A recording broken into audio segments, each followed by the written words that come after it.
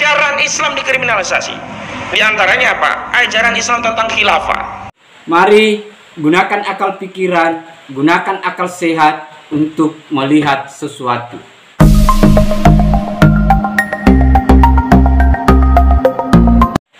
Assalamualaikum warahmatullahi wabarakatuh. Salam sejahtera untuk kita semua, salam demokrasi dan salam pluralisme.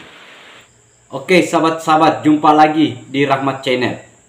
Nah, kali ini sahabat-sahabat itu sekaitan dengan ceramah Ahmad Hosinuddin, di mana dia memberikan ceramah bahwa seluruh pendukung atau pengusung Khilafah Al-HTI itu harus dikampanyekan melalui baser-baser, dikampanyekan melalui YouTube. Jangan sampai kalah dengan orang-orang yang menolak yang namanya khilafah atau sistem khilafah yang diusung oleh HTI. Nah, itu sahabat-sahabat. Saya kira apa yang dilakukan Ahmad Hosinuddin ini dengan mengkampanyekan, dengan melegalkan yang namanya sistem khilafah di Indonesia, itu sangat bertentangan dengan yang namanya sistem Pancasila. Dan saya kira kita tidak bisa terima itu sahabat-sahabat, karena dengan adanya kampanye atau model-model propaganda dan agitasi yang seperti ini, itu artinya sama dengan ingin mengganti sistem kenegaraan kita, atau Pancasila ingin dirubah menjadi sistem khilafah yang menurut mereka pahami. Nah, tetapi untuk lebih lengkapnya sahabat-sahabat, terlebih dahulu mari kita lihat videonya. Penting ternyata hari ini selain pertarungan hukum juga pertarungan opini, karena itu kita butuh YouTuber ya, influencer meskipun channelnya kecil-kecil, tapi ini seperti lebah gitu ya. Nah, ketika ada tulisan yang memberikan framing dukungan, itu membantu sekali dalam proses persidangan. Bahkan ada perkara tidak jadi kasus karena apa? Dukungan opini di sosial media itu kuat, akhirnya kasusnya nggak jadi naik.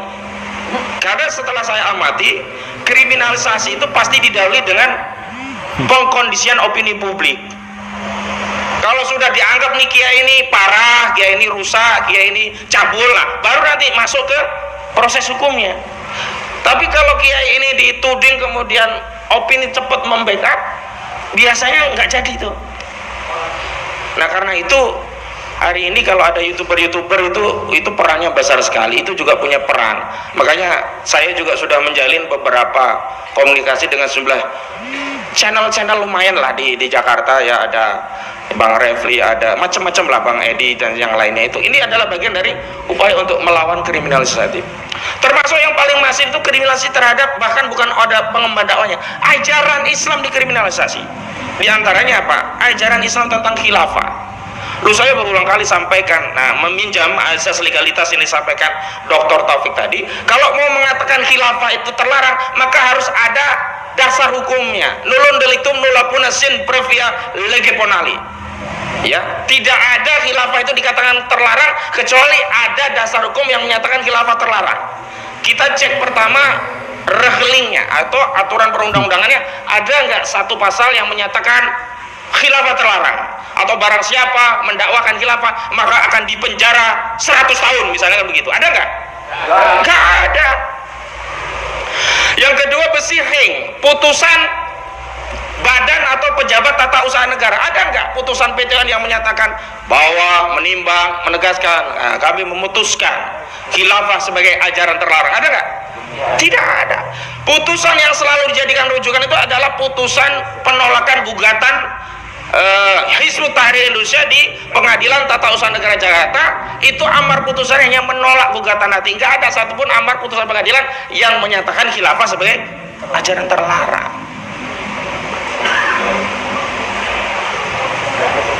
Jadi yang terakhir berselisih ya putusan ya. Jadi ada regeling, ada berselisih, ada berselisih.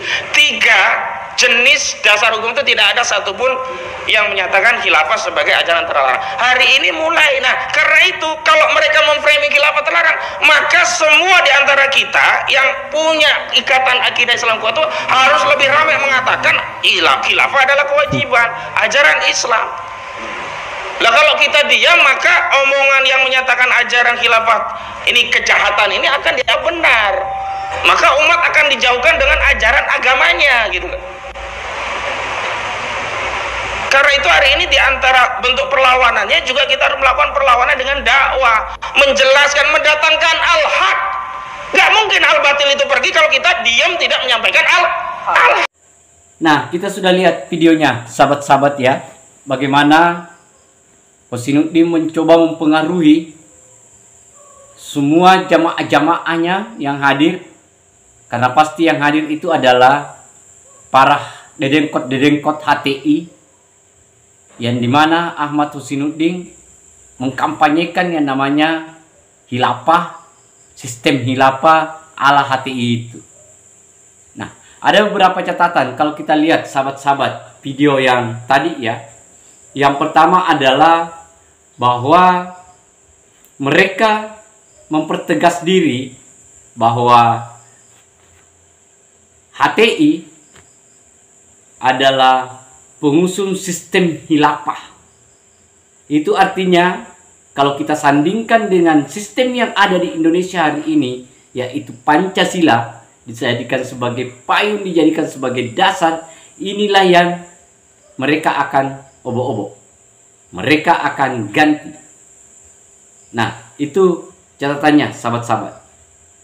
Sehingga apabila dengan apa yang dia kampanyekan, itu artinya bahwa kita sebagai rakyat Indonesia, kita sebagai orang yang hidup di bawah yang namanya Pancasila, bernegara di bawah yang namanya Pancasila, maka secara otomatis ini yang akan menjadi konflik besar.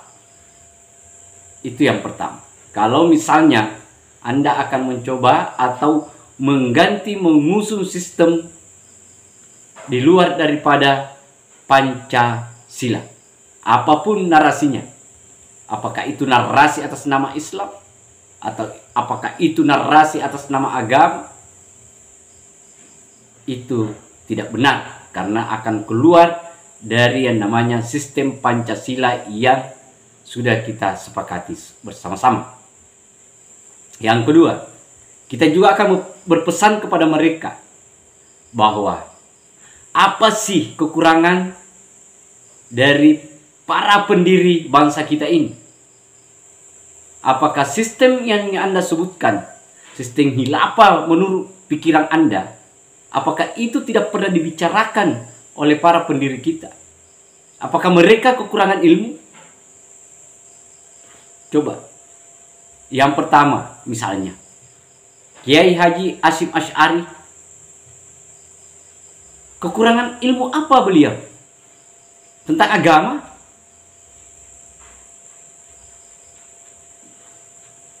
Kiai Haji Ahmad Dahlan, pendiri Muhammadiyah, kekurangan apa mereka? Kenapa dia tidak memilih yang namanya sistem khilafah itu? Kenapa dia jatuh pada Pancasila? Apakah mereka tidak tahu? Nah, itu. Kemudian yang paling mencengangkan juga sahabat-sahabat adalah kalau seandainya, karena saya lihat dalam kampanye dia, dalam ceramah dia, bahwa dia akan membentuk yang namanya baser-baser, dia akan membentuk namanya youtubers agar itu dikampanyekan. Nah, kalau mereka lakukan ini, sahabat-sahabat, itu sama saja artinya mereka akan menanamkan dogma-dogma kepada warga, apalagi kepada masyarakat yang awam sama sekali mengenai sistem khilafah yang ada di kepala hati itu. Nah, sehingga ini harus lebih awal diantisipasi. harus lebih awal dicegah secara bersama-sama, sahabat-sahabat. Nah, kita hanya berharap kepada pemerintah apa yang pernah disampaikan oleh Kiai Haji Akil Siraj, bahwa penyebaran khilafah di Indonesia itu seharusnya dibuatkan regulasinya secara cepat dalam rangka mengantisipasi dogma-dogma atau ideologi-ideologi yang akan merusak yang namanya Pancasila dan kebinekaan kita di Indonesia. Nah, saya kira itu sahabat-sahabat. Akhir kata dari saya, wallahul muwaffiq ila aqwamit thariq. Assalamualaikum warahmatullahi wabarakatuh. Salam demokrasi, salam pluralisme, NKRI harga mati.